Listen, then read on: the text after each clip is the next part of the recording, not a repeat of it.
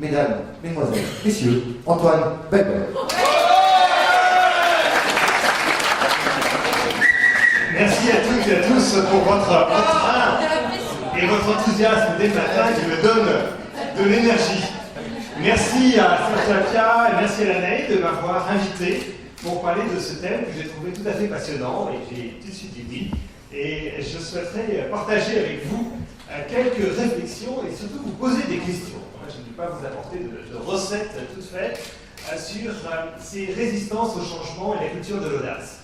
Alors, tout d'abord, ce que je voudrais vous dire, c'est que, de mon point de vue, les résistances au changement, qui souvent sont perçues comme quelque chose de très délicat à manager, en particulier pour des dirigeants, pour des entrepreneurs, pour des responsables d'équipe, eh bien, ces résistances au changement sont quelque chose de naturel et sont quelque chose de sain. Et puisque je sais qu'il y a quelques-uns qui interviennent dans le domaine médical et de la santé, je vais employer un terme technique, c'est celui de l'homéostasie. C'est-à-dire, c'est une zone d'équilibre.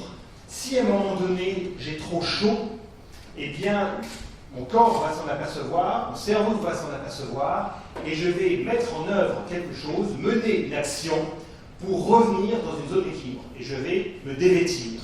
Si au contraire, ce n'est pas une promesse. J'ai chaud, les gars, j'ai chaud. Si au contraire, à un moment donné, la température baisse, je vais l'accepter pendant un certain temps, et au bout, c'est-à-dire en deçà d'un certain seuil, je vais mener à bien une action, c'est-à-dire je vais me couvrir pour rester dans la zone d'équilibre. Et donc, chaque fois qu'il y a une action menée par un dirigeant, par un manager, ou une action dans l'environnement qui vient perturber un équilibre, que ce soit à titre individuel ou à titre collectif, il va y avoir des forces de réaction pour rester dans la zone d'équilibre. C'est ça l'homéostasie.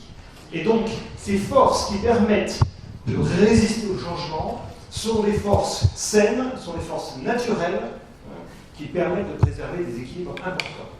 Et si vous devez conduire le changement, il me paraît, de mon point de vue, essentiel de les prendre en compte et de pouvoir accompagner, inviter au changement, tout en préservant l'équilibre personnel et collectif des équipes et des personnes que vous voulez accompagner.